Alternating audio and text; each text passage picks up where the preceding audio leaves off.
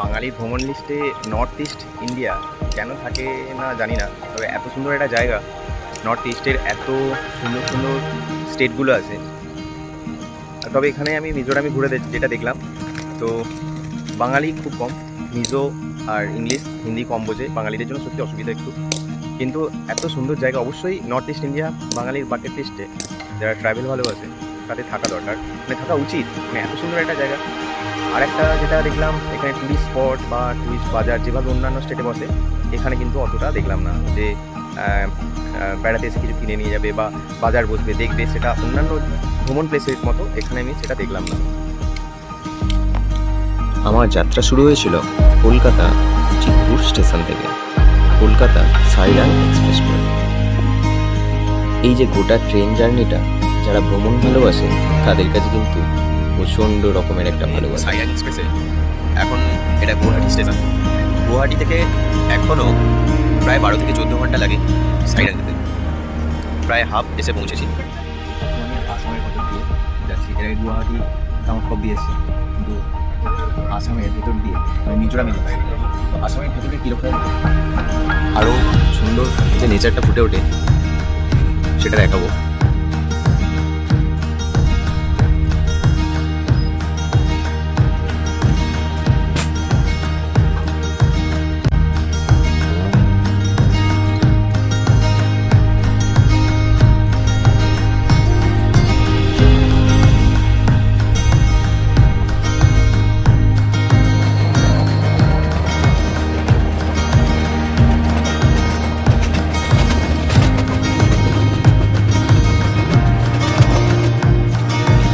আমার দেখা সব থেকে সুন্দর স্টেশন হাফলং, এটা আসামের একদম শেষ প্রান্তে পড়ছে।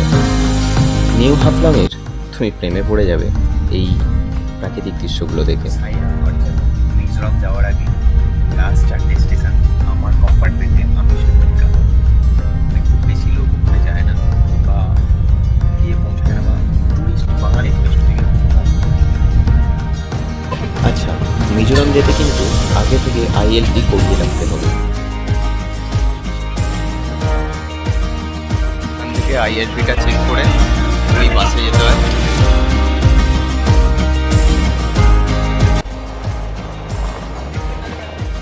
মিজোরামের রাস্তায় আমি এখন সকালে মর্নিং ওয়াকে বেরিয়েছি, আর এখন ছোটো ছোটো কিছু দোকান, এখানে বাইক ট্যাক্সি খুব বেশি।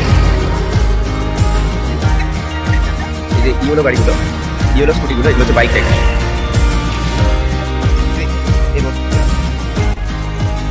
ব্রেকফাস্ট করে নিয়ে আমি যখন সকালে ভ্রমণের উদ্দেশ্যে বেরোলাম, তখনই দেখলাম রাত্রি হয়ে গেছে, মানে বর্ষার রাত্রি।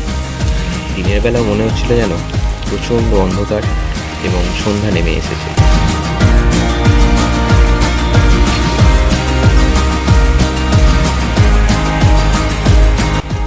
প্রচণ্ড বৃষ্টির পর যখন একটু থামলো বৃষ্টিটা, আমি একটু বেরোলাম, ওই সেটটায় দাঁড়িয়েছিলাম কিছুক্ষণ, তারপরে যে ভিউটা দেখলাম,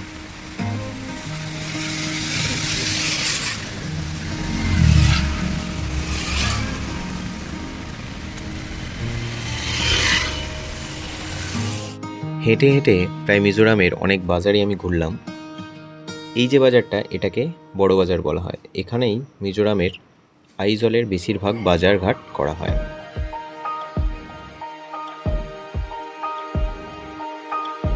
এরপর আমি বড়বাজারের কাছেই মিজোরামের স্টেট মিউজিয়ামে চলে গেছিলাম। এখানে 20 টাকা এন্ট্রি ফি এবং ভিডিও করলে আরও 20 টাকা এক্সট্রা। এটা গ্যালারি।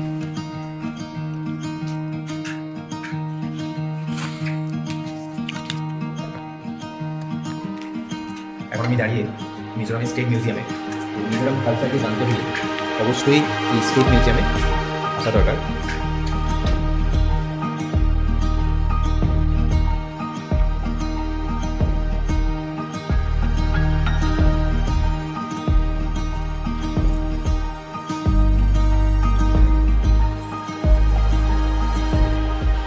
কফি,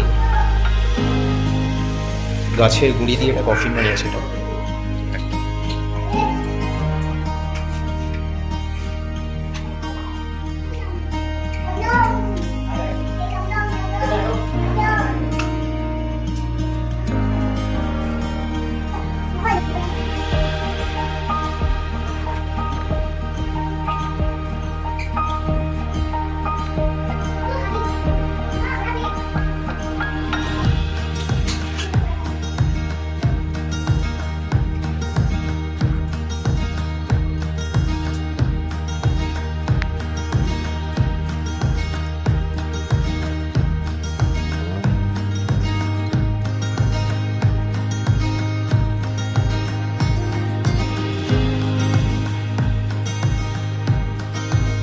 পারলাম না। এরপর আমি চলে গেছিলাম বাইক ট্যাক্সি ভাড়া করে সোলোমনস টেম্পল, যেখানে 20 টাকায় টিকিট কেটে আমি মিজোরামের সব থেকে বড় সোলোমন টেম্পল, যদিও এটা টেম্পল নয়, এটাকে ওখানকার সব থেকে বড় চার্চ বলা হয়। এই সোলোমন টেম্পলের ভেতরে প্রায় একসাথে বসে 2000 জন প্রার্থনা করতে পারবে এবং সারাউন্ডিং এলাকায় 3000 থেকে 4000 মানুষ একসাথে অকেশানে প্রার্থনা করে থাকে। এরপর আমি মিজোরামের আইজল থেকে একটু দূরে লালসাভুঙ্গা পার্ক প্রকৃতির মাঝে চলে গেছিলাম, যেটা শহর থেকে একটু দূরে। এটা যেটা ঘুরলাম এটা একটা কাঠের ঝুলন্ত ব্রিজ, ঠিক আছে, এটা নড়বে। আর এদিকটা গোটাটা রেঞ্জটা এরকম আরও একটা রাস্তা আছে, আর এদিকে টোটাল রেঞ্জটা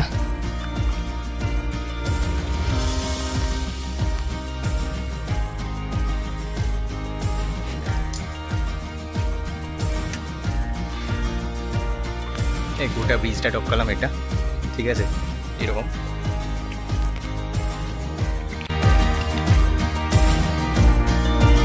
এরপর আমি চলে গেছিলাম ওখানকার সব থেকে বিখ্যাত এবং খুব প্রাকৃতিক সৌন্দর্য দেখা যায় এরকম একটি ক্যাফে, 14 মিনস ক্যাফে, যেটা আমার পুরো মন ভরে গেছিল সেই দৃশ্যটা দেখে।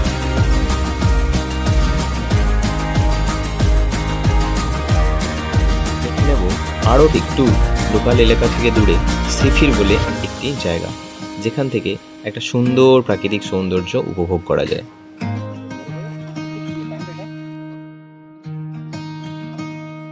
যখন আমি পৌঁছেছিলাম তখন কিছুটা সন্ধ্যার দিক চলে এসেছিল এবং মেঘে ঢেকে গেছিল, কিন্তু যদি আকাশ পরিষ্কার থাকতো খুব সুন্দর একটা ভিউ উপভোগ করতে পারতাম।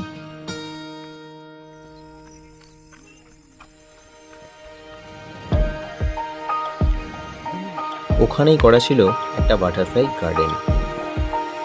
একদম শেষে পৌঁছে গেছিলাম স্কাই ওয়াক এবং আইজল পিকে, যেখান থেকে গোটা আইজল শহরটাকে খুব সুন্দরভাবে উপভোগ করা যায়।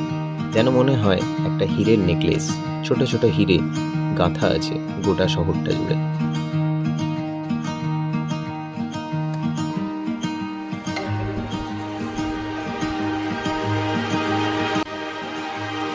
গোটা আইজল কিন্তু সানডে পুরো বন্ধ এবং সমস্ত মানুষ যে যার চার্চে গিয়ে প্রার্থনা করে এবং বিভিন্ন অনুষ্ঠানে অংশগ্রহণ করে থাকে।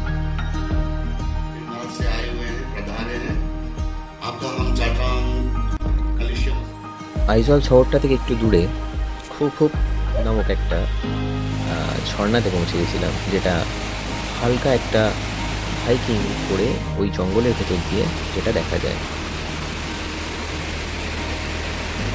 গোটা রাস্তায় বিভিন্ন জলপ্রপাত ও নদী টপকে তোমাকে যেতে হবে এবং সেরকমই আর একটা নদী এবং জলপ্রপাত আমি সামনেই পেয়েছি। সব শেষে আমি দেখে নিয়েছিলাম রেইক একটা রেঞ্জ এবং একটা ভিলেজ বলতে পারো। তো সেখানে গিয়ে আমরা একটা ভিউ পয়েন্ট আমরা দেখেছি। তো রেইক ভিলেজ এবং এখানকার যে মানুষরা একটা সংগ্রহশালা করে রেখেছিল সেটা আমি বন্ধ পেয়েছি, কিন্তু ওপরে উঠে একটা হাইকিং করে যে আমি দৃশ্য দেখেছি সেটাও কিন্তু মন ভরা। খুব ইন্টারেস্টিং একটা ব্যাপার, মেঘটা কোণে আটকে এই রোড বরাবর হেঁটে এলাম আর উপরে এরকম একটা দিক।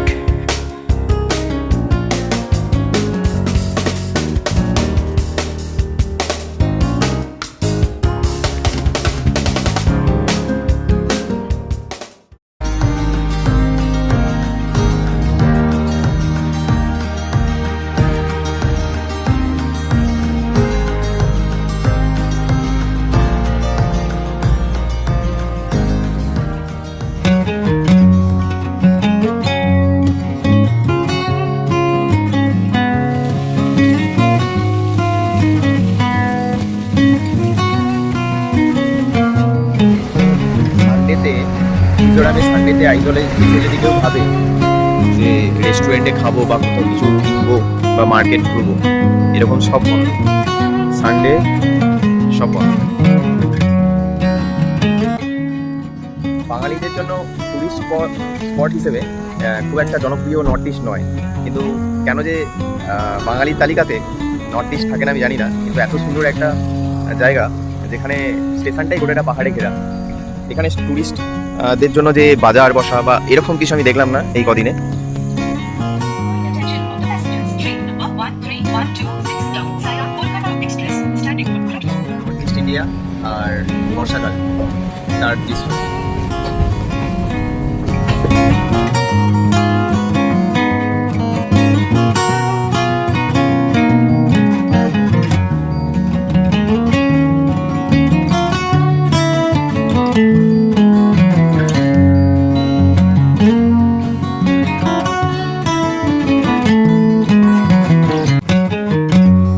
যে দুজনের ভালোবাসা ছাড়া এই ট্রিপটা পুরো ইনকমপ্লিট থাকতো।